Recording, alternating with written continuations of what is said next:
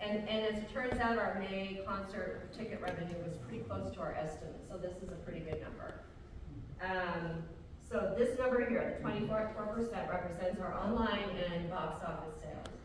This year I carved out our member sales from that number. So 10% of our earned income was actually the tickets that the members sold with your absolutely coveted member envelopes that you get every concert, and everyone's diligent about selling all their tickets. So, and I'm carving out the member part of all this because it's a significant number, both in terms of your willingness and ability to sell tickets to our concerts and also your donations. So the next biggest line item is our government total, which is right here. That's our SCFD grant, and this year we were eligible for the Colorado Creative Industries grant. Of note, though, is our SCFD grant was significantly less than what we had estimated. So that was a pretty big shortfall to overcome early in the fiscal year because that number came in October. So we budgeted higher for a number higher than what we actually received. And that's kind of a moving target. We really don't know. There's a lot of factors in what we ultimately receive from SCFD, so it's not necessarily a reflection on our ability to estimate correctly. It's more just, John can talk to that. So, yes? I was just going to ask if we knew where we fell short with the SCFD. I'm not sure it's a matter of falling short, and John can answer to that. It's really also associated, there's a lot of factors. The pool of dollars compared to the number of organizations that are applying for the grant, there's a lot of things in the mix in that, and I don't think it's a reflection on us not doing the things we should have done. It's really some stuff out of our control. I think It's a crapshoot. I think that's absolutely right, because we went up, just after COVID, we went way up. And I don't know for certain, but my guess is a whole bunch of people who had previously gotten funded were just out of business. And now they're getting back into the game, so we're getting squeezed a little bit more. A little bit. So that was unfortunate and pretty much out of our control, but certainly a big enough number where we knew we had to overcome that throughout the rest of the year. The next largest income stream is our member contributions, our contributions. So, Question. Yes.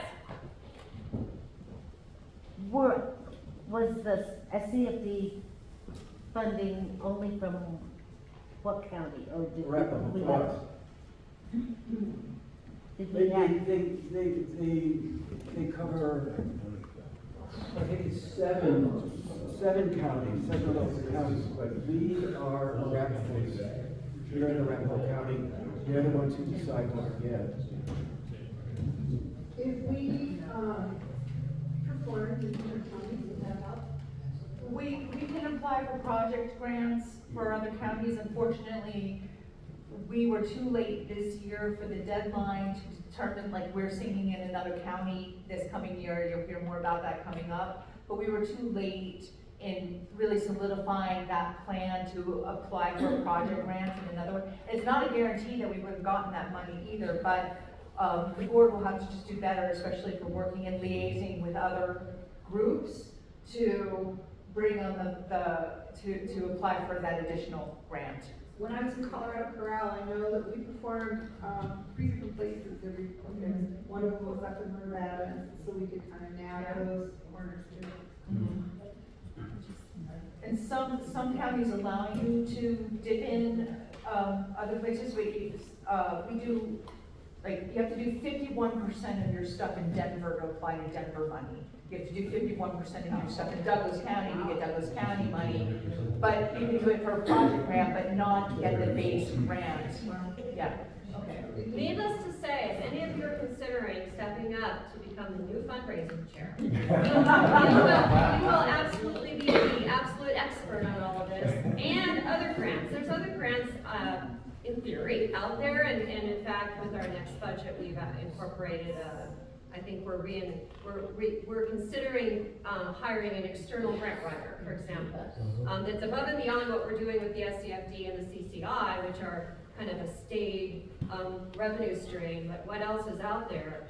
And this is a great opportunity for someone who has that interest and skill to step up and really explore all of those different options, to broaden our grant, income. And it is thought that the person who does take the fundraising chair position would oversee the grant writer. So they would still maybe be responsible for, it'd just be the overseer, I But guess. there's a lot that goes into the application for the SCFD grant. There's a lot, and the only reason I say that is because I have to provide financial information to, in this case, John, but it's a pretty, arduous application process, and there's a lot of factors that weigh, our diversity. I mean, we've talked about all of that, our audience diversity, our membership diversity. There's a lot of different factors in there that play into, what we ultimately qualify for. So there's a lot of opportunity for someone to really explore that further. Kathy was just mentioning our member contributions when you got a question from the field. So- Right, so our contributions, I carved out, 12% is, non-member contributions. These are individual donors, who we're very grateful for. But if you'll notice, our member contributions, it stayed consistently higher. It's been that way, for quite a while, since we started accounting for them separately. So between the member, and this year was a big number for our member contributions. Thankfully, this was a tough year. We kind of raise up out of get out of COVID, first kind of post-COVID year. We were really hoping to bring back, some of our donors and get our contributions up. So the members really stepped up this year, in addition to also the ticket sales that they've always been, very diligent about. So, those two numbers are very significant, and it's a big thank you to, our members, yeah. And I'd like to add that we actually got an incentive this year from the Colorado Gives for those people that signed up for monthly recurring donations. So definitely consider that if you didn't consider that this last Colorado Gives Day, to sign up for a recurring donation. That also helps us be able to spend the money throughout the year and plan for it rather than, Plus, getting. it's getting easier lost. to just let that monthly amount just kind of move through your checking account versus having to put out a big chunk of money once a year. It's a lot easier just to put that in place and then you kind of forget about it. But I don't, because I see it.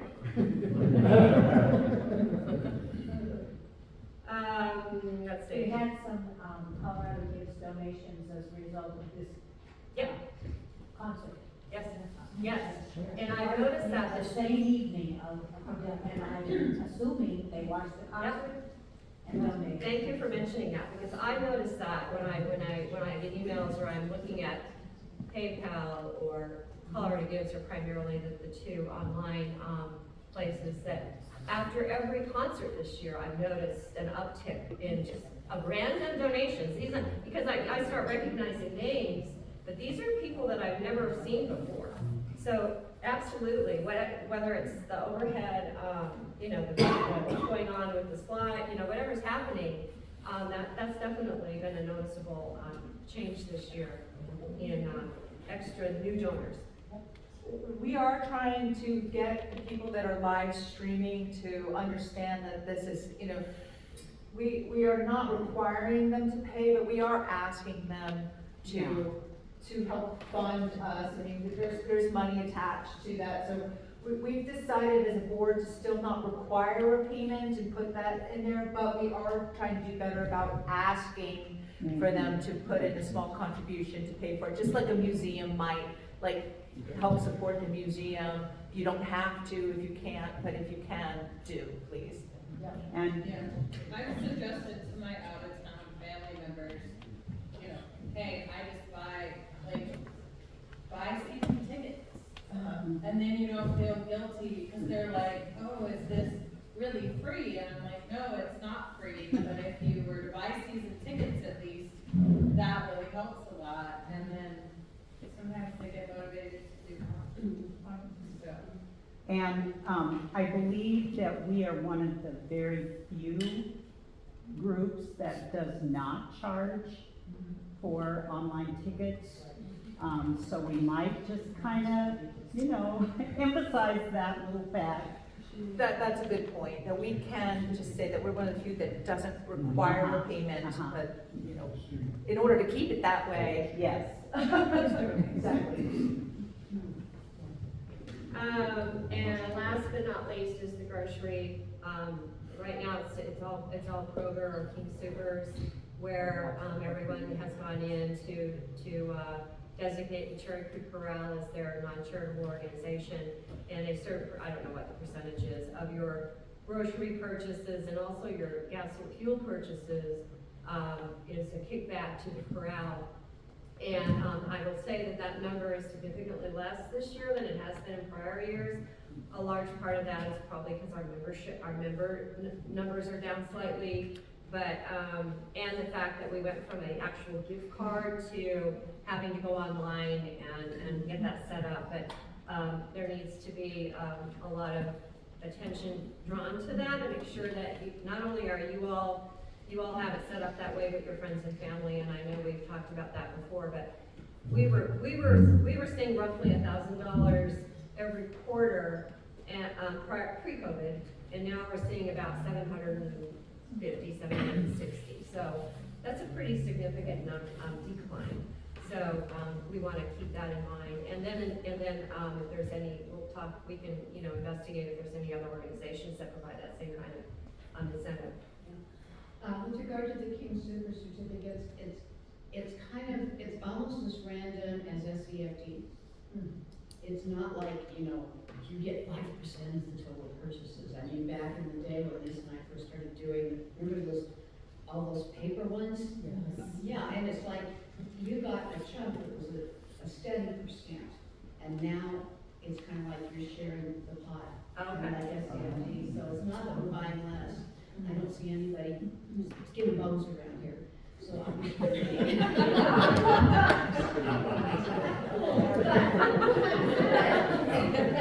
Oh, well. it's just not. Offhanded compliment.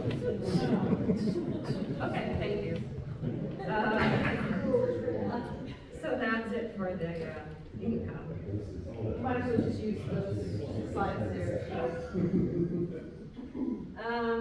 Now expense. So we set some pretty lofty goals for ourselves on the income side this year, we the board, in terms of ticket sales, just to try and really, try and get ourselves up out of see what our post-COVID is going to look like. So we fell short on some of our income targets. And in addition to that, and not to mention the SCFD shortfall as well, we also saw expenses go up. So some were anticipated, maybe not so much some, but as always, as usual, the biggest portion of our expense is associated with our contract employees, and that's consistent every year. So we have, how many do we have? We have the bookkeeper, we have the website manager, we have our Cherry Tones employees, we have Brian, we have Will, all key pertinent employees. Right. One of the hard decisions we had to make this year was to put a pause on our executive director position. And this was a game changer for our fiscal year. And had we not done that, we would have been in a significant shortfall this year. And it's in a very, it's the highest paid contract employee, and we felt that we just needed to take a pause and not have that person on board to try and get ourselves out of this year and figure out how we want to approach that going forward. But having said that, the last month that we had an executive director was December of 2023. So January through the rest of this year, we have not been paying that stipend. And even having said that, we're still at 53% of our overall expense is associated with our contract so it's a huge number. These are very important positions and people who are, we wouldn't exist without them. But that's just of note this year. It's really not any different than any business, that the employee expense is the highest expense. Right, your personnel will always be here. And of course, these are contract employees we don't have, they're not on payroll. The next largest expense is what Brian does. And he buys music and he also hires musicians. So that's again, none of these are all falling into place the same year after year. So that's a significant expense that is incurred to bring on quality performances and concerts. The next piece of the pie is marketing. Again, not a surprise. All that's involved with the graphic design. Thanks to Brad and his willingness to volunteer some of his graphic design work, and then just everything else that falls under marketing, programs, ticketing spending.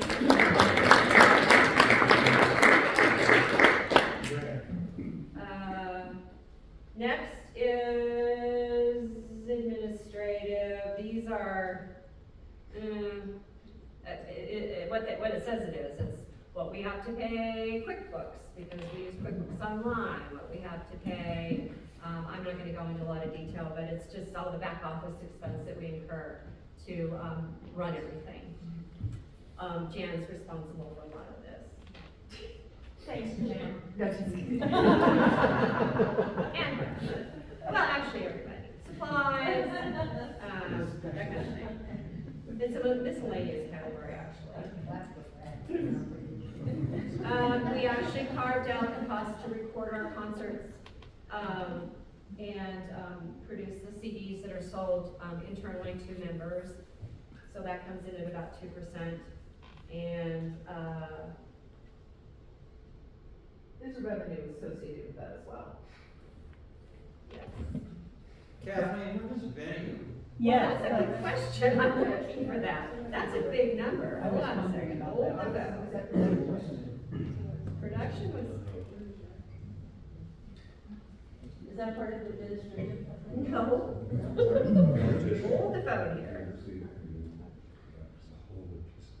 I may have had a fail on mine here.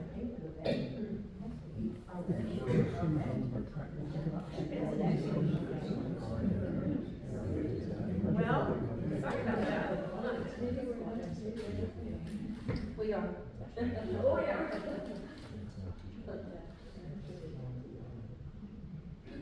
Another one. I'm sure it fits into one of the slices of pie. This is last year's, by the way, 21 to 22. Right, I was just looking to see where I had it categorized. Well, I apologize for that, but yes, absolutely, the venue is a huge number.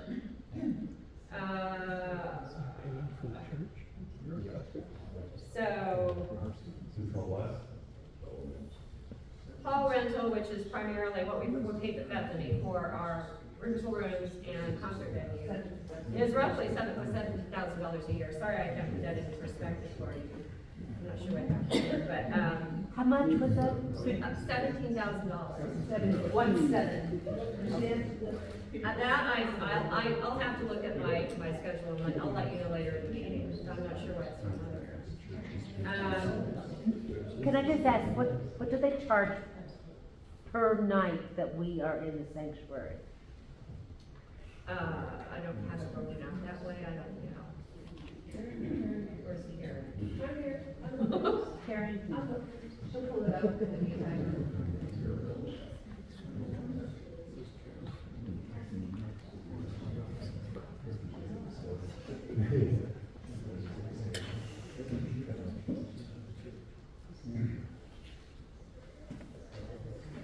While she's looking for that, where do we fit the expense for the guy who sings all of our practice recordings?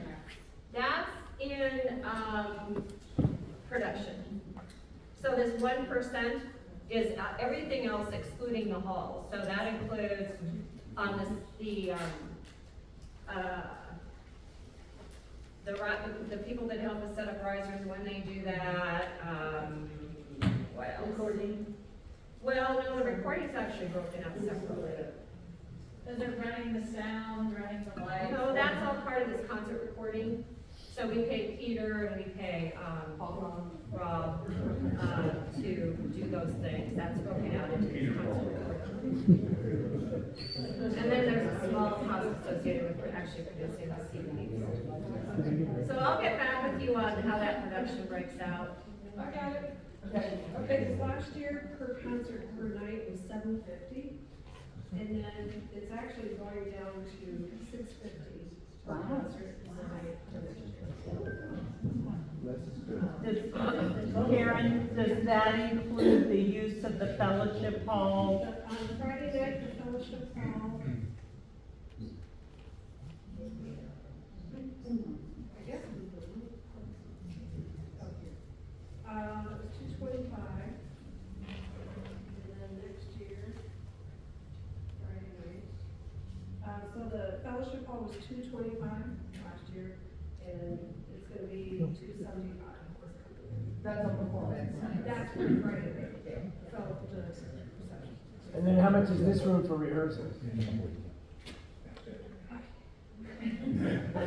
Sorry about that.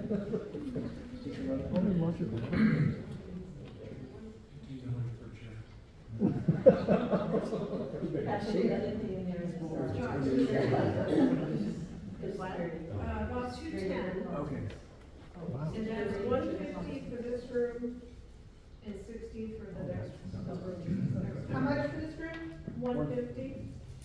$150. That's And great. next door? And next year 60. 60. That's great. And then next year.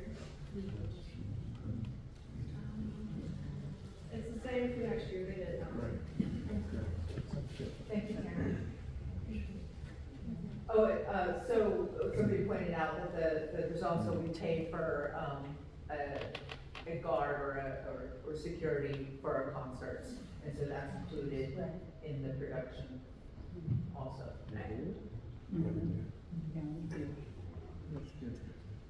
So I'll go back and look at my schedule and give you a percentage for the hall, but it's a big number, obviously. It's a good percentage of our Well, just expenses. a ballpark, what's the total budget? I'm sorry, what? What's the total expense budget? For this year? Yeah, 100 and what? We spent 17,000. We will have spent. No, I mean, the overall budget, we can in our head figure it out. Are we about $100,000 budget? 144. Okay, so you can figure the percentage of 17,000 out of that, so. Yeah. I can see one take out their phone. I'll fit. So, more to come on that. Thank you.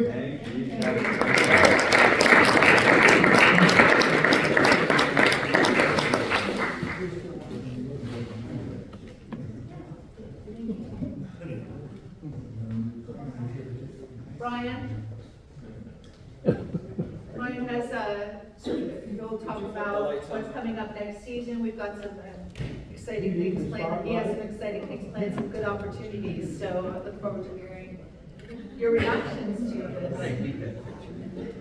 That's a nice one. I like that picture. I'm going to start with reading a note from Debbie. She didn't think she would be here last week, so she asked me to read this, and she said that I could go and read it tonight. Corral Peeps. Sorry I'm missing tonight's meeting, she's not. But wanted to express my appreciation for each of you. I love performing with you, and I felt this past weekend's concerts were magical. I also want to thank you for your prayers and thoughts regarding my son. He's doing so much better.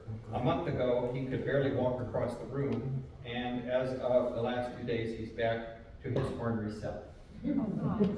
He's on 6 meds for his myocarditis, as I've come to understand his exact condition, and meeting with the cardiologist every 3 weeks. Thank goodness for the miracle of modern medicine, truly. He attended Saturday's concert and really enjoyed it. Have a great summer. See you in August.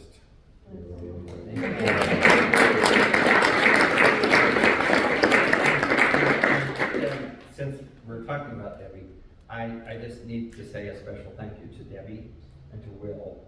I just think we make a great team, so.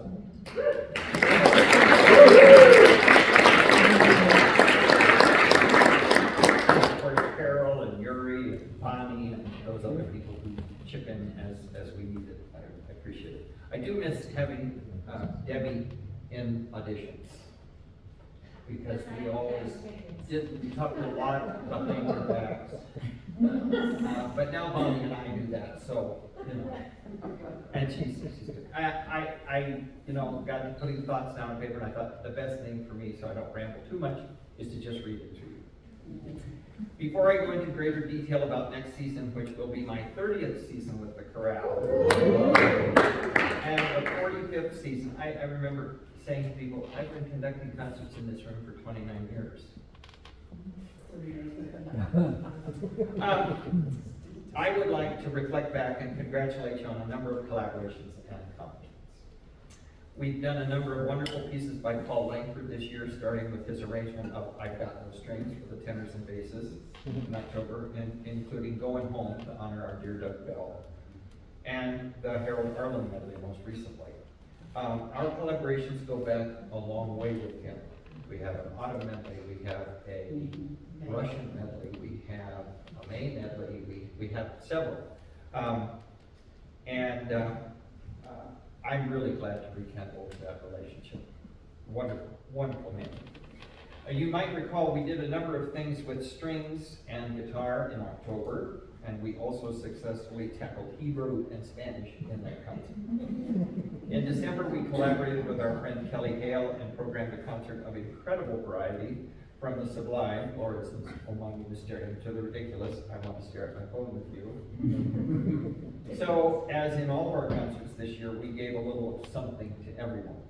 We also did the first of our 2 experiments with dressing down, which Beth really enjoyed, and I'm sure she speaks for many of our audience members when she says that it makes us more personal and approachable when we do it. Personally, I like to do great choral classics and juxtapose them with more popular music.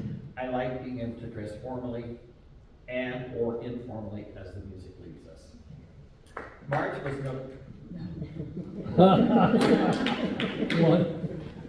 notable for 2 reasons. Number 1, our very successful and enjoyable collaboration with Overland High School Choir. Yes. And I can report that they wish to join us next year for our Celtic 11 concert. And in the following season, they would like to be a part of our December program. My goal with them is to have one of his choirs each year. And I took a gift over to the choir on the last day that Phil saw his seniors, and he said to them, in 10 years, when this is a thing, you'll be able to look back and say you were first. The gift, I had Mike produce DVDs for each of the kids, and then we also, because that's real troglodyte material, but they probably have grandparents who can use a DVD player. But it also has a QR code so that they can access it online. Brad created a lovely letter and envelope, and then also we gave them information about our Pearl Scholars and Conducting Fellow program. And I do have in my, when I met with Phil last week, he handed me an application from one of the students. Hopefully we can get that Gave one. them a really beautiful card as well. Yes. Oh, yes, absolutely, Tim, thank you for that. And the beautiful card you made for Sarah, and that you always give me and other people. Number 2, more than ever before, we told a story with that concert as we moved from rather serious and dark music to music of elation and hope. I cherish what Pastor Gary said to me after the concert. Quote, when I looked at the program, I thought to myself, well, how are they going to pull this together? But you did, and it was magnificent. Our recent collaboration with Sarah Moyer was incredibly enjoyable, and we presented another highly entertaining concert. Once again, you successfully tackled Spanish, and we need to thank Margaret. Still battling with COVID.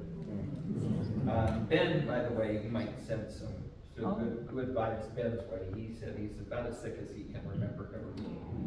Still? And of course, Mike, Ben Bowman, and of course, Mike was standing right next to him, and he ended up with it too, although he's here tonight, and he's okay. We can be proud that when we do a Pops concert, we don't program schlock. Right. We program great music and great arrangements. So let's talk about next year. Sometime back, I told Will that I would like him to program a concert at least once every 2 years in which he was the main conductor and I would act as his associate. The first of these will occur next October when we collaborate with his students from Yellow High School.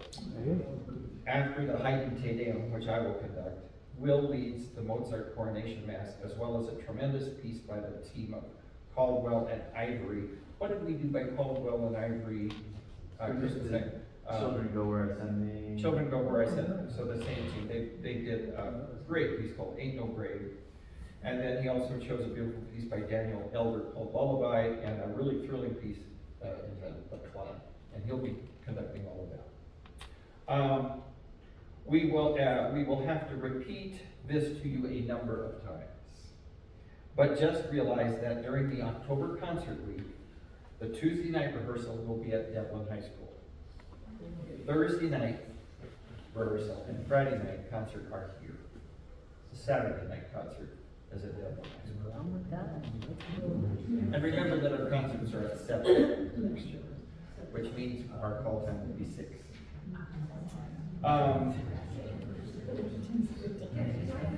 Back at Devlin High School. What? What? What? Just did. All right, I have definitely Tuesday night, definitely Thursday night, and then the definitely concert Friday night. You wanted the rehearsal and the concert back. What did we decide, Will? I don't know, we've gone back and forth, and it really doesn't matter, whichever one we want to do Friday at Devlin, Saturday here, I mean, it really, I think we should go with whatever is currently on Bethany's Yeah, but you and calendar. I kept going back and forth, so we'll have to figure it out. We'll figure it out. But one will be here, one will be there. Where is the high school? Devlin is Kipling and Quincy, it's right by the prison. You can't miss it, it's gonna be great. Make sure you don't go to the prison episode. It's a coincidence, that's In addition to collaborating with Will's students, we'll also be joined for the first time by the Stratus Chamber Orchestra. We have a new and exciting collaboration in December with the Denver Children's Choir. Repertoire includes several Carl Jenkins arrangements of Christmas carols from all over the world, a really challenging and exciting piece for Hanukkah, and some other goodies. Members of the DCC conducting staff will lead us in one Spanish language piece and a Hebrew language piece, and they are going to get me those titles by the end of the week. March brings us to our 11th Celtic concert with a really lovely selection of music. A very generous donor was so taken with our guest Nerea the fiddler that they offered to underwrite her return. So in addition to her own set, we will reprise the 2 pieces that we did with her a year ago March. And as I mentioned earlier, the Overland High School Choir will join us in March.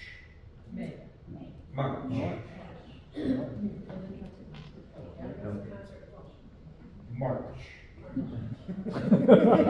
That's unfair. Finally, in May, we are doing a concert entitled California Dreaming, featuring music by California composers and California themes. For instance, we'll be doing music by Jason Mars and Billie Eilish, Dave Brubeck, and songs made popular by the Mamas and Papas or the Beach Boys. And we're also going to commission a medley of San Francisco songs. No. As usual, we will be a collaborative and creative choir presenting a really fun season. Many of you know that I listen on a regular basis to a guy named Derek Hardy. And one of his abiding principles is that everyone on his team knows their mission and can quote it when asked. I'd like all of us to be able to state our bywords for the Cherry Creek Chorale, and that is creating choral community artistry and excellence. Thank you for being a loving community. Thank you for presenting beautiful and artistic concerts, and thank you for always working to be excellent. In closing, I would like to thank the board for their support and hard work, and I especially want to recognize Leslie Bean for steering the ship this year.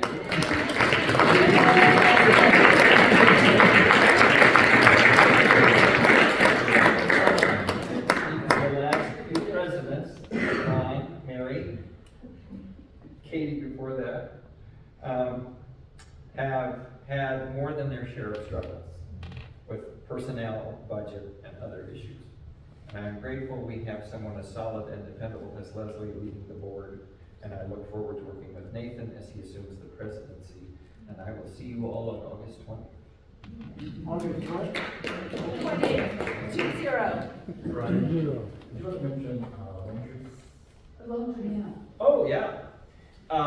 In December, the week before our concert, the Lone Tree Symphony has invited us to be a part of their concert, which they are going to call, because we are available, A Very Cherry Christmas. Cool. Now, if you performed with Lone Tree back, I think that was just before COVID. Yeah, it was the Christmas before COVID. The cheesecake. You will remember that we didn't all perform, because they ain't no room. And I think there'll be less, since a lot of people have joined the orchestra. But anyway, so it will be on a voluntary basis, assuming that I have a good balanced group. And then if not, then I will just invoke slavery causes. But we get paid. We'll get paid $1,000 to perform with them, and it's a Saturday night concert, or is it Friday? There's an evening concert and then a Sunday afternoon. But it will need to be, voluntary. But we do need to have a balanced choir. Now, the other nice thing is that they have a really excellent sound system there. And when we did perform with them last time, we actually had to turn down the mics on the choir because we couldn't hear the orchestra. So it can be a smaller group and still be good. It's the week before ours. And when would those rehearsals be? When would the rehearsals with the? That week. Or for that concert? That week. Their concert week. More information will certainly We'll come. We'll get to that stuff. But we're only gonna rehearse with them, once or twice, so it's not gonna be a lot different, But Just- the repertoire- Basically, it'll add one rehearsal, I think. The repertoire is going to. That's the repertoire they're doing, what they do, when we perform with them, is they look at our repertoire and see what could work with orchestra. Well, Carlton Jenkins' pieces are all orchestrated. So they'll do some of those. They did ask for the Hallelujah chorus, so we'll throw that into the mix, but you can all pretty well say that. And then their clarinetist is gonna come and join us, because we'll do that. She wanted us to do our with them, because they don't have a Hanukkah piece, and their clarinetist will come and play it on our concert. Yeah. I just wanted to say it was so much fun to sing with them. It was Yeah. really fun. Yeah. Oh, yeah, and the choir just loves working with. She says she's wonderful. She's really good.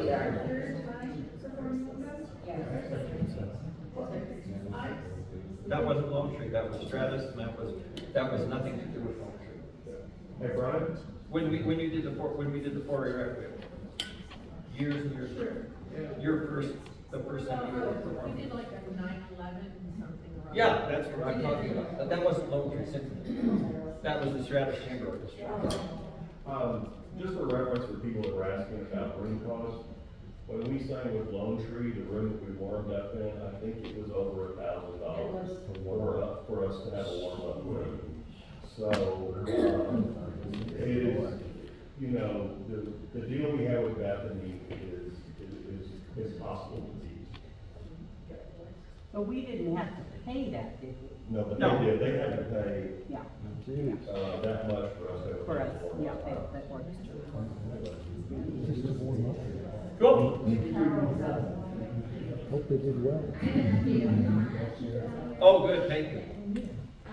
She got her third biopsy, and she's supposed to get the pathology back later this week, so she will let us know and be in touch about the results and whether or not she's moving forward with a transplant or has to do chemo again.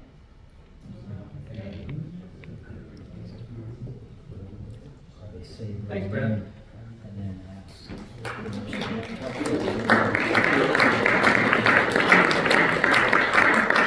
Yes? Question? Yes? Yes. I just wanted to say, I want to thank Mike. He does so much work. Also, I know we have so many neat people who do so many things, but Mike does stuff behind the scenes.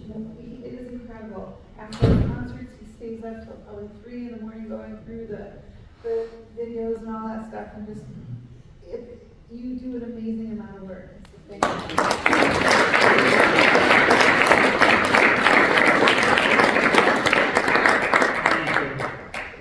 Thank you, Mike.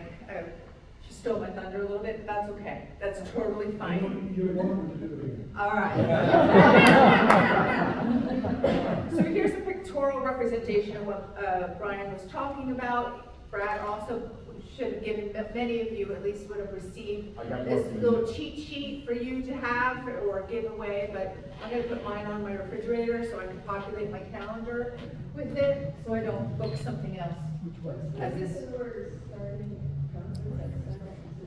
that is true, and he did mention that. What's the reason? What? The reason was that, especially on Friday, we've been really limited in the reception afterwards to exit when we need to.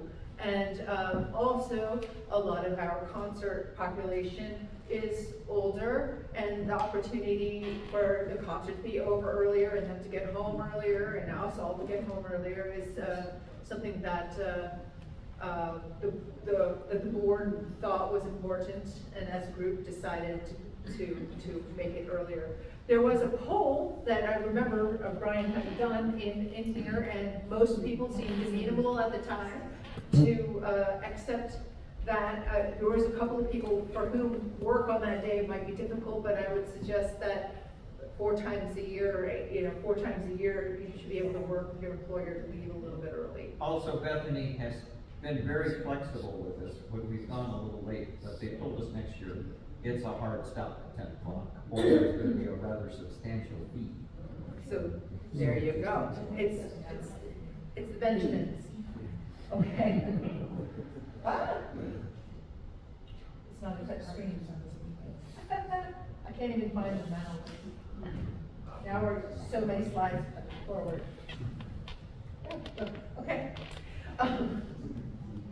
All right, so I want to again thank my board for doing a great job this year and all years. And reminder, everyone that volunteer that does this, they're taking time out of their already busy schedules and lives to help us out. We've got Kathleen doing treasurer. We had Mary being past president. We have Mara, who's been my right-hand person in sounding board all year and is always just ready to pick up the pieces.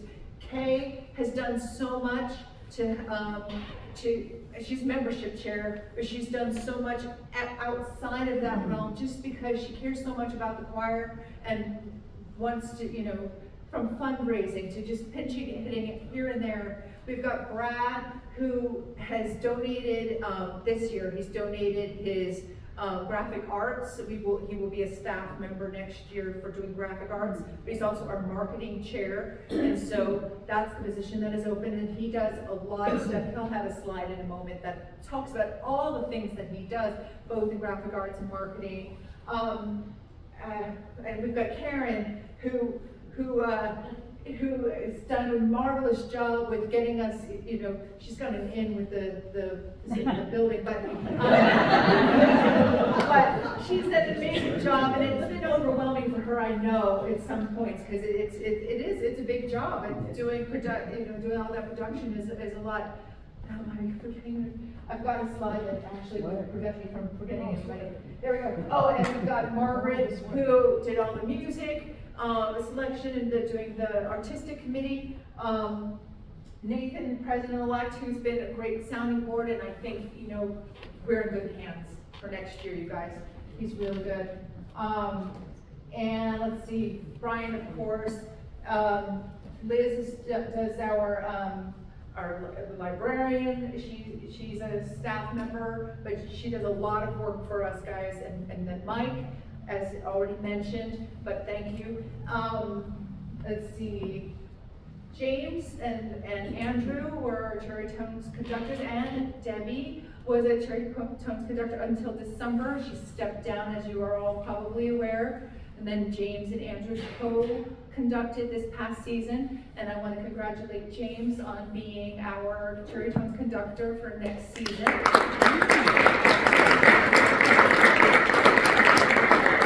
And then Randy is going to do the marketing and for the Cherry Tones.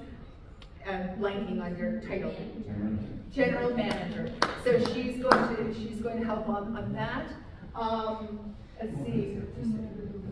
For the artistic committee, I'm just going to read off of Margaret's not here to present that, but she had a bunch of people to thank here that help select the music. They all meet together. How many times a year do you meet? Enough. Okay. So I actually won't read through the whole list, but you can read here that there's a number of people here that are behind the scenes helping to come up with good programming. I'm going to interrupt here. Yeah. And that is to say that our programs are as good as they are because of that committee. Yeah. I go to them with ideas and thoughts and a pretty well fleshed out thing, and then they make it better. Our upcoming May concert is just vastly improved over what I have come up with, and it's always the case. Their input is just absolutely phenomenal, and I really appreciate it. Yes. So many of you know my husband sings with the Sound of the Rockies. They went to a QR code this year. It's like, are you kidding? So he has taken our program, every concert, here, this is what we need to do. We love having the words. It's so important. And it's just one of the coolest things about our concerts. And we did do QR codes for a couple of years when, in the COVID years when, printing and, to save money and everything, but we brought back the printed, this year. And there's a slide for that too. I think we need to have everybody who deals with that program as far as proofing it, creating it. Would you please stand, because it's just.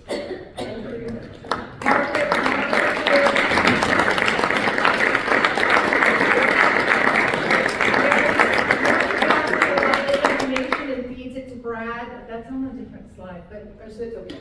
It's okay.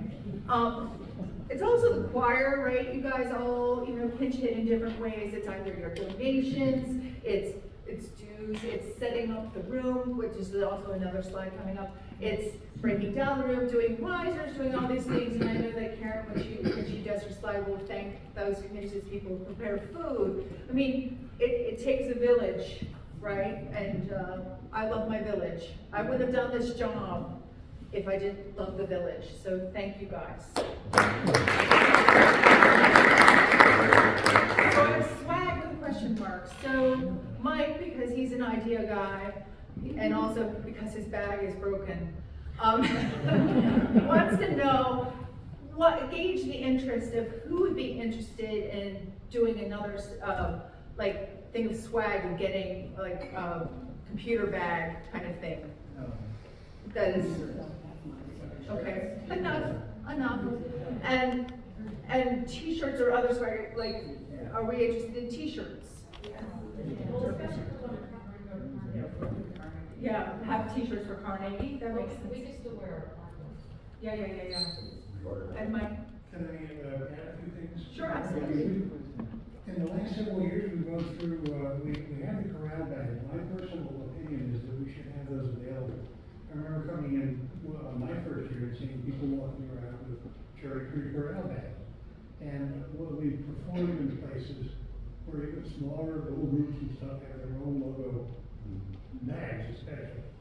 But, here's a proxy shirt, we used to get these things with Cherry Creek Corral. We also had vests, t-shirts. And I think, I'd like to have those things sort of available again. You have to buy them in some sort of bulk. Yeah. But we need, we need some enthusiasm on it. Yeah, for sure. No, so if there's interest, it will come. So, there we go, that'll be, thanks, Nathan, take note, okay. The other thing that I want to gauge is that you've probably noticed over the past couple of years that more and more people are using an iPad or something else for the music. Now, we're required because of copyright to still purchase all of the sets of music that we need for the choir, but how many people, if it became easier to have PDFs for that music, would use a PDF, would use an iPad or other tablet instead of printed music, if we made it available? Additional people? Yeah, additional people, like, yeah, so. Well, what if we're already doing? Well, if you're already doing, that's fine, you can raise your hand, so, I mean, it would be something that we can make available to you. We still have to purchase all that music, but we can make those PDF files. And truly, if Brian's marking up those scores for us, then those are already done. So we just need the ones that Will's doing, to add to that. The dress code results. I'm sorry to say that the board punted at our last meeting and did not come to a full resolution on that. So, we will certainly have an answer for you over the summer and certainly by the first concert, but, there we go. I won't say anything else. The punt, we decided that we wanted to take the time to discuss it thoroughly, and we had to plan this meeting a week ago Monday. So we just said, let's take our time. Technically not. There's no rush. We did push it off. Okay. So we've gone through this slide of the artistic committee. We talked about this one already. Fundraising. John, did you want to come up here? Those are not good numbers, but did you want to talk about the grants that you, you don't want to? Not really.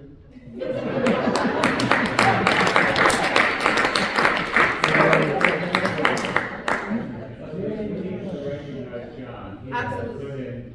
The Yeoman's duty time and time again on fundraising and everything else.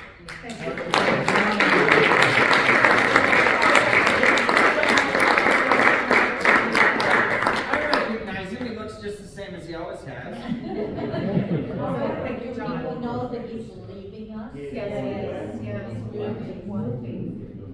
I gotta make money somehow, so we're going, no. Brian, do you want to take the floor? You're moving, John, we're gonna miss you. Yes. Don't make me cry. Pretty much over on the slide itself, it's just really recognition in terms of the kinds of things they're doing in marketing. It's about 40 emails in any given year, so you average that out almost once a week. The constant contact email list, that's always something, we've got about 1,500 people on there that we send out regularly. We do 5 emails per concert, month out, 2 weeks out, 1 week out, night out, that kind of thing. Press release that goes to about 120 people. This was something that Justin Lee, he's got a degree in marketing. He does marketing for Memory Center. He was actually really generous and shared us his list of all the press release people out there. And then the streaming notices for Saturday night is part of Mike's process in terms of what we've been able to do. In the past, we just relied on just membership acknowledgement for the streaming. We've opened that up to all of our patrons, so there's a list that goes out Saturday evening, just prior to the streaming of again, 1,500 people. The tickets were shown, as Kathleen alluded to, we were getting more donations based on our more of a positive request. When we do the streaming part of that. As part of Constant Contact too, one of the things that's integrated in that is both for Facebook and Instagram. So when the content is generated for our concerts, it also flows into Facebook and into Instagram to send us out as well. And then the other part of that is to post event calendars around the community. There's more and more of them are just that kind of a mixed bag. Some of them you pay to actually post, others are free, and you just kind of have to figure out, where you're going to post our concerts and events, and that's all part of the event calendar part. And then the graphic design part of it, which in the past, prior to COVID, we actually hired out a graphic designer to do some of the graphic design work. And there was kind of a thing where as COVID hit, we really weren't having the funds. I said, I know how to do this. I kind of jumped in and started the process. So, and it's just kind of a lengthy description in terms of all the things that are done. Anything that you see on a piece of paper, that's pretty much the thing that I put together. So it's like when you see all of our programs, obviously, posters, we do the postcards this year, all our tickets, all those kinds of things that go out as represented the brand of our choir for the record. Well, that all comes to me in terms of making sure we're really meeting those kinds of standards, really make sure we're doing the best we can in terms of putting that all together. And I need to go through all that. Essentially, there's a lot there. So if anyone has any questions, yeah. Would it be helpful to have a list of the people that we know that stream, that tune in, just to send them? Well, we do that right now with the email list that I currently have in Constant Contact for our patrons.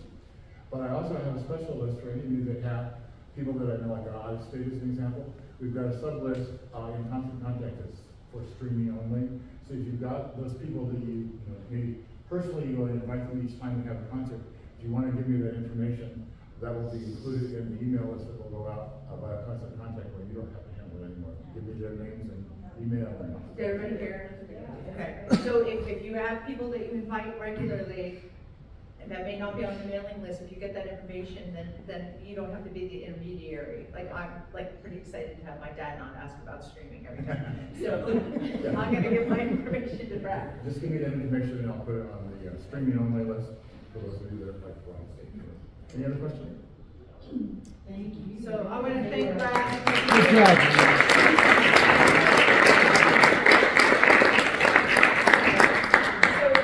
As he said, he's been donating all the graphic arts work that he's been doing. He will become a staff member this upcoming year, and also he's not charging market rate for that, so we thank him for that. So he's going to get a stipend to partially compensate him for all the work that he does, but he also does a lot of other stuff. He's got a lot of history with the choir, so he's a good sounding board and everything like that. So thank you, Brad.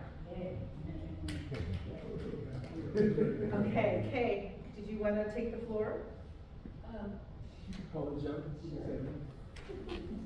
Yeah, you see the list that comes under member services, and thankfully the categories here are usually handled by our members without a lot of supervision from me.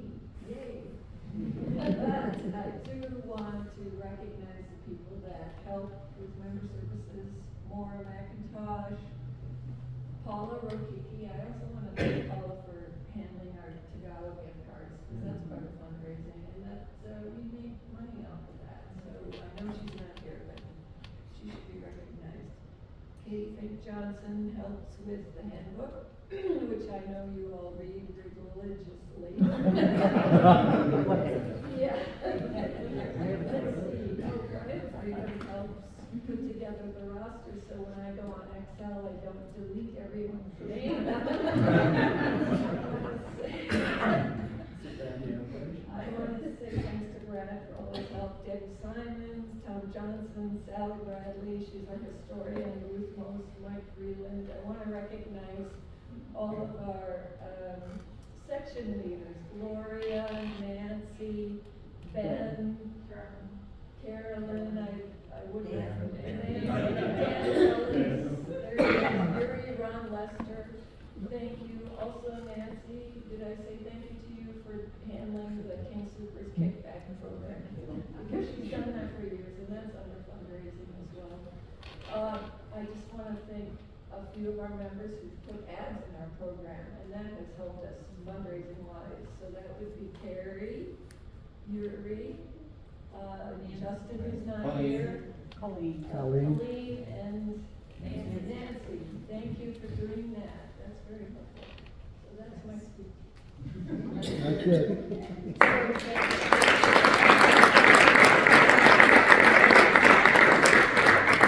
So in addition to all of that,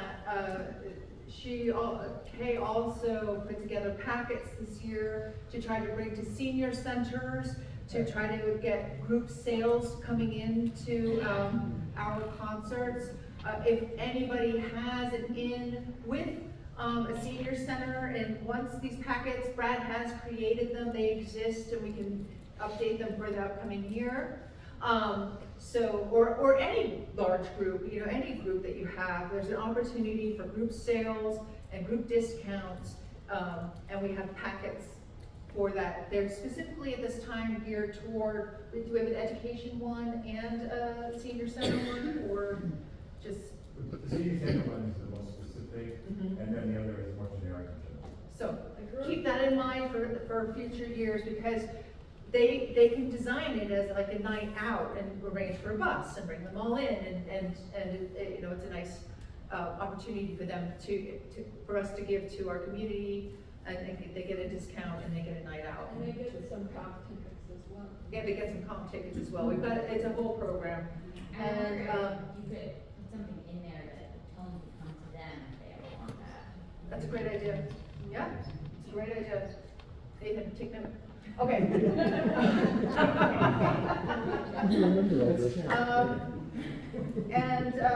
Let's see.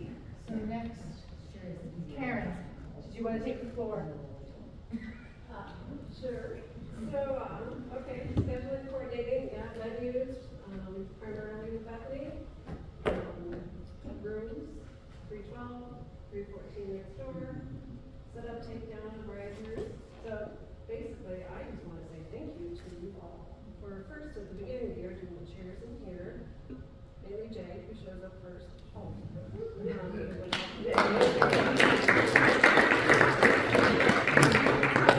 lot of you, Brian, Freezer, Tim, lots, and then thank you to everybody for showing up to help with risers. This last concert, I was able to hire one to the concert. It was lovely. Josh and Daniel to lead the risers up, got them down.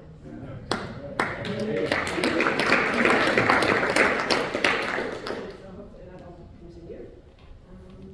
Mike Freeland for the recording. James for recording rehearsals. Debbie? Oh, Karen, I just figured out the reason we did Tuesday and Saturday at Devlin is that we had just set up the risers and have them up for Thursday and Friday. Oh, that's good. Okay. I think that's what we, That's a good I think that's what we came up with, isn't it? That's what it's published in the program. Yeah. So we have Tuesday, Saturday. At Devlin, Okay. Thursday and Friday here. And that way we can also have our reception. Yeah. Friday. Okay. So, yeah, whatever, I know. WK for coordinating food rehearsals. And Jay for the coordination of the reception.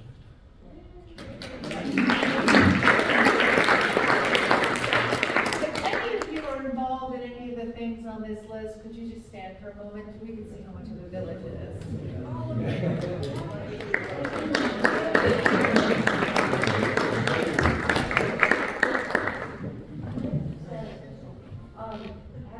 I'm almost a 40-year crowd member. Yeah. And I gotta tell you what, through the best of times and the hardest of times, and having been on the board myself for several occasions, Bethany Lutheran has always been our home. And, I can't say enough about the support that they in turn have offered us. Yes, we pay rent and all of that, but but as far as working partners, you know, and working through problem situations, and I can think of showcase concerts where we didn't have, the sound wasn't working, a lot of, I mean, on and on and on, all these stories, and, you know, Bethany is a great partner in helping us, and, yeah, to all of them. Barb Seaton, I mean, what a gift, you know, I mean, having to working with her and all, I mean, it is really, really. I'm glad you mentioned showcase. Next year will be a showcase year. Yeah. So we will have auditions in November, and then the concert is in January?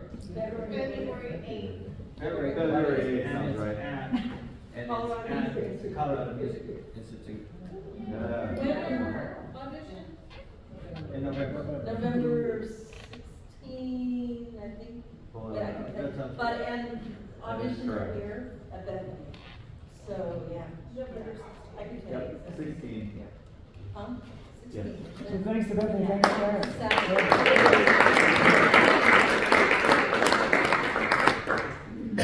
Meredith couldn't make it up here tonight, so I wanna just talk a little bit. So she needs some help with her committee. I don't know, many of you might know that she moved to Colorado Springs. It's a lot to get up here. She just had a brain tumor.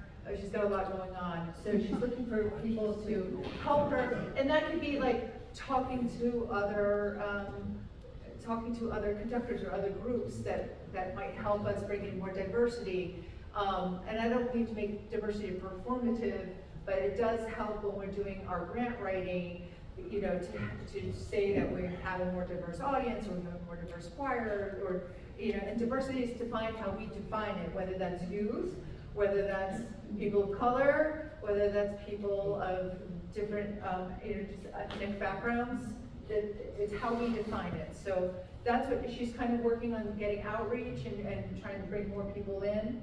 And she's trying to do that through social media and find different organizations. So that's something that I'm sure Nathan will ask for some help with in upcoming rehearsals.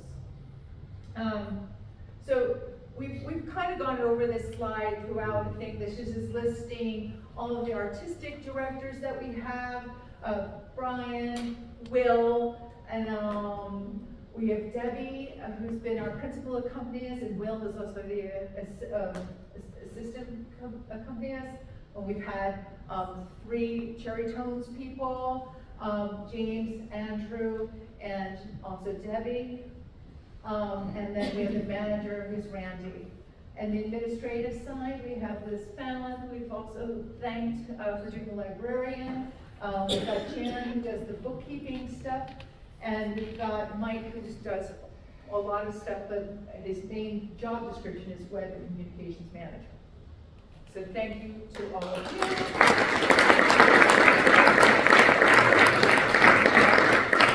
also have, Brian has thanked these people, but I'll say again, we've had rehearsal accompanist with Yuri, Bonnie, and Carol. So they really help out. They can't be on all the pianos and all the places at once. So thank you. And then the librarian crew. So there's Anybody's here that's on my list, you can stand up. yes, anybody who's on this.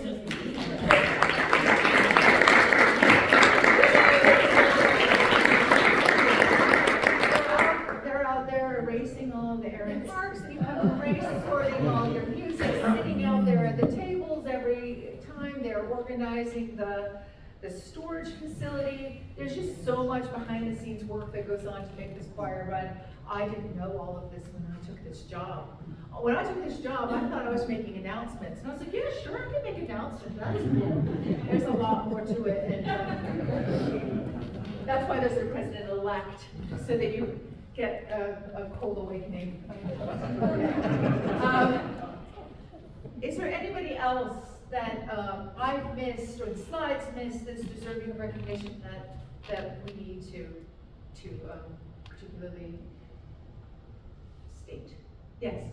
Just recently, Jan Folsom, in addition to her bookkeeping responsibilities, stepped up and offered to handle the thank you notes, emails to our donors, until we fill the fundraising chair position, and maybe beyond, we'll see, but, she volunteered to handle that, until we can find someone. She's a super, she's a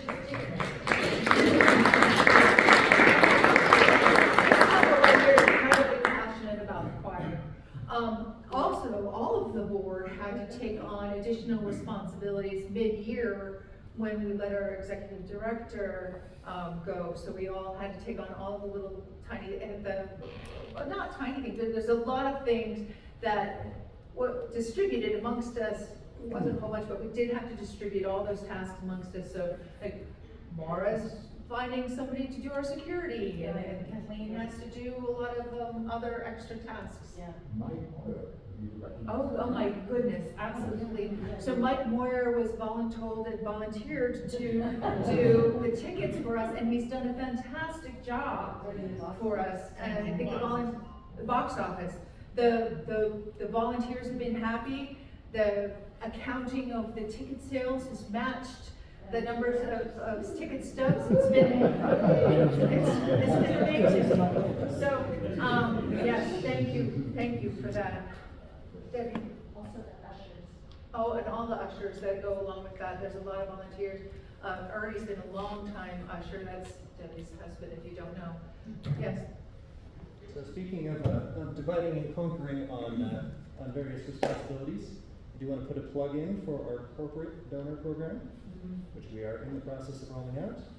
And so if you happen to work for an employer who's interested in sponsoring our organization, or happen to have friends that have a similar interest, I am more than happy to provide some materials in terms of what our sponsorship program looks like, and we're actually planning on building out an event starting this next year to recognize our corporate donors. So, and personal donors. That's right. So I'll approach my employers in Central PA. I'm not sure that they'll be super excited about it, but I'm going to approach them anyway. You know, maybe they need a write-off.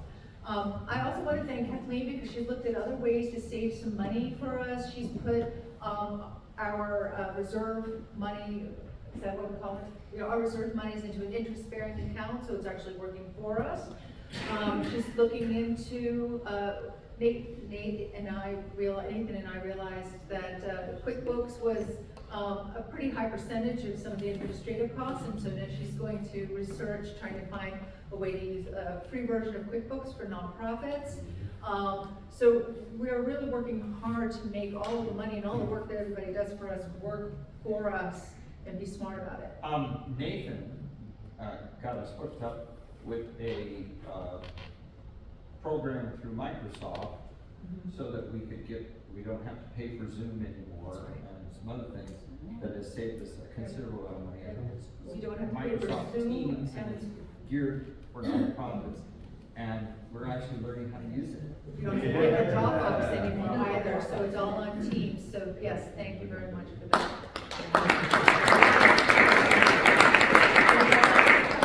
Did I miss one?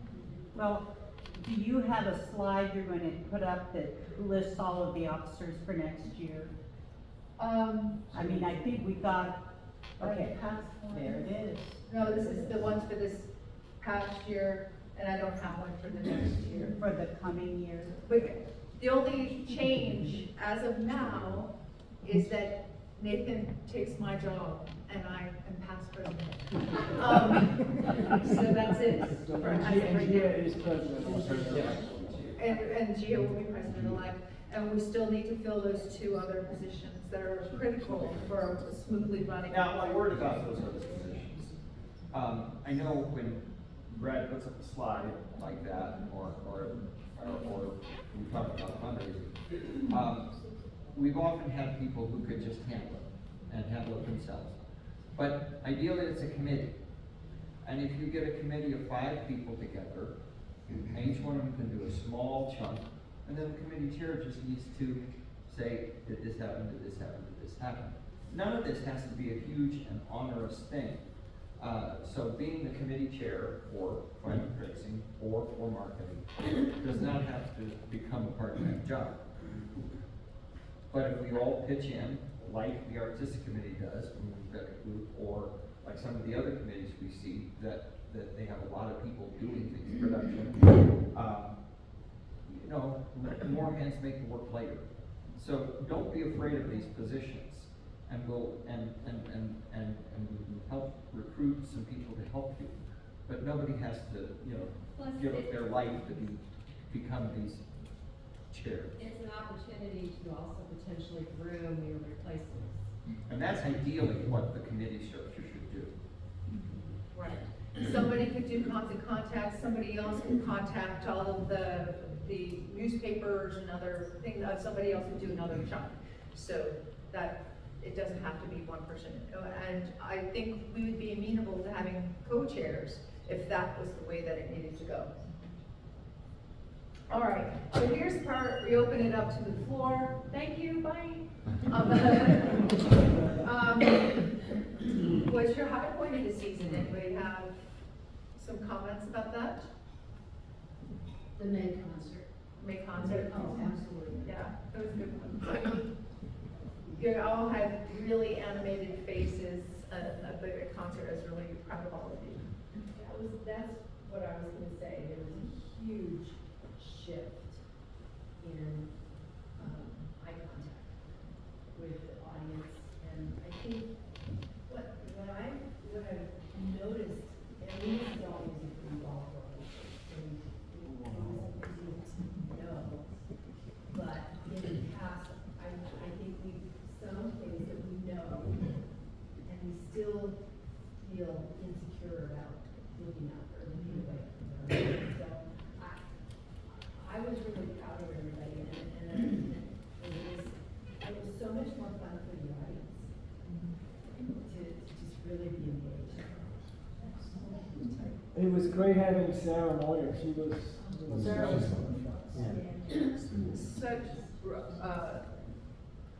such a musical breadth of vocal skills, from opera to scatting and. Yeah, excuse me, so I'm new and I'm just curious, how do you find people like that? I'm brilliant.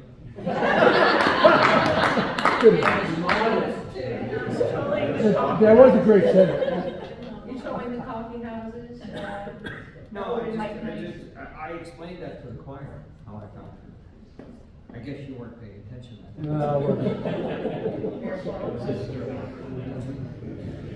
I love the moment when the high school choir got done with their last number and the entire audience was on their feet.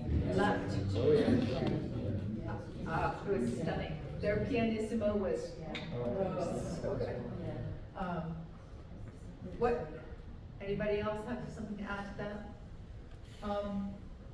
I think that's kind of the same as what we would do really well, unless somebody has something different to add to that. Any other shout outs that I missed? I just want to say thanks to all of our presidents. I had the pleasure, I worked a lot with Ron when he was president, and Mary and Leslie, worked a little bit with Nathan now. And the presidents really do so much to lead our group, and I think sometimes it's not people notice that they're constantly working. So I wanted to say thank you to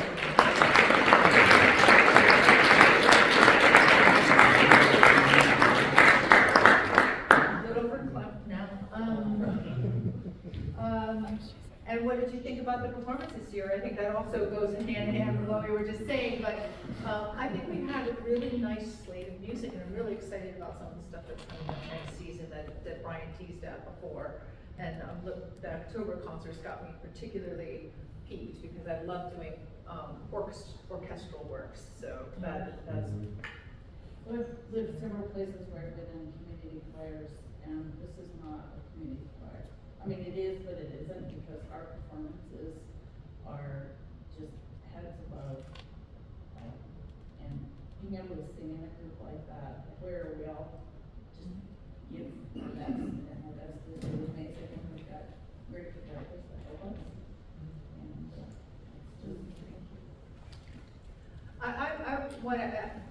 I will call you in a second. I want to add that, and some of you may know this, but I was a military spouse for 20 years. My husband's U.S. Air Force retired.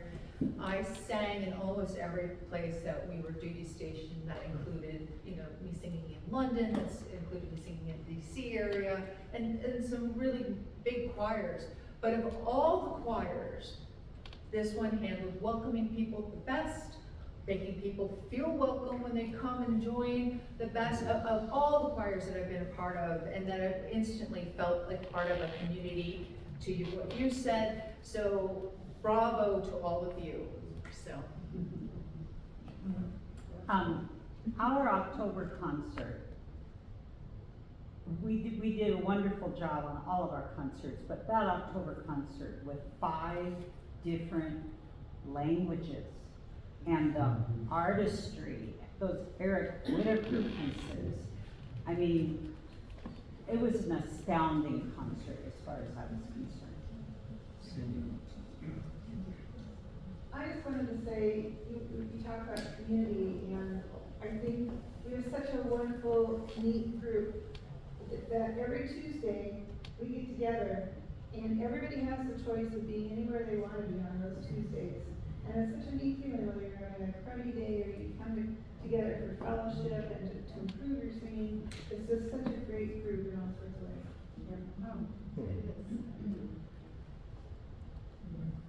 I kind of get the feeling that we're underrated. We are a whole lot better than I think the world knows. I don't know, every time I listen to the recordings and things like that, I hear any number of choirs that routinely hear on KBOD and stuff. We're really right up there. And I just think the world doesn't know. Yeah, to that end, I think one thing that we could do for our YouTube is to break some of our pieces out into individual things and load them so that people can find us, especially if they're looking for an example of how to do something, that they might come across our choir, rather than the whole concert as a whole, where people won't necessarily know what's in it. Back to the question of what we do really well. Part of the reason we do what we do well, which is sing as a group and have a community, is the tools that are available to us. And I definitely think that they make a difference.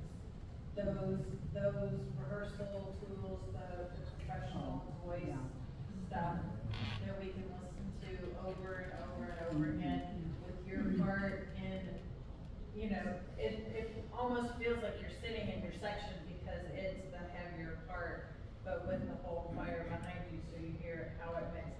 Those make such a difference. It do such a difference because, you know, you could listen to the whole thing over and over and over again with a group, but with your part punched out there and supporting you, really, it's an amazing tool.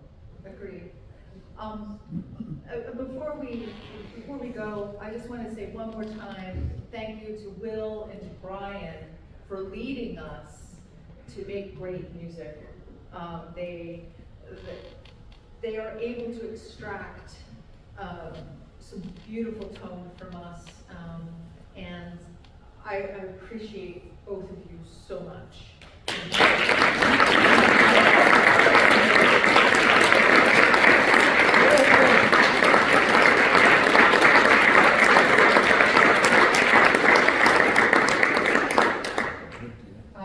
Our first rehearsal, oh, did you have something else to add?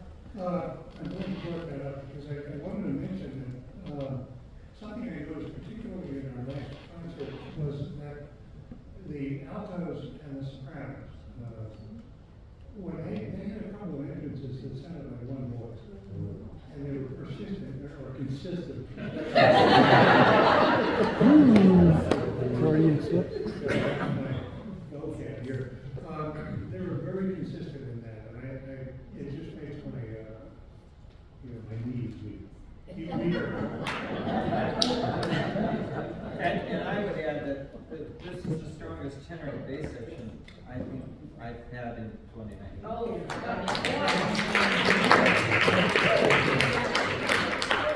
It's again, as someone who's sung in many choirs over military career, Yeah, I have to agree.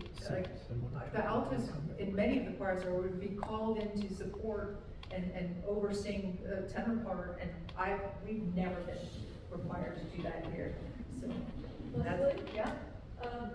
So the first rehearsal is August 20th. I want to mention that our welcome back picnic is Saturday, August 24th. Oh, I did not know that. Put it on the calendar. Do we know Where is it going to be? Our friends, the Livens, are Thank you. hosting, right? They were excellent hosts last year, and I'm grateful for them to do that again. Saturday, right after the first rehearsal. And also, thanks to them hosting it last year, I never think of it, they hosted it, for it, and Debbie did it for many, many, many years, so. So thanks to Liz for carrying the torch. That's all I have. All right.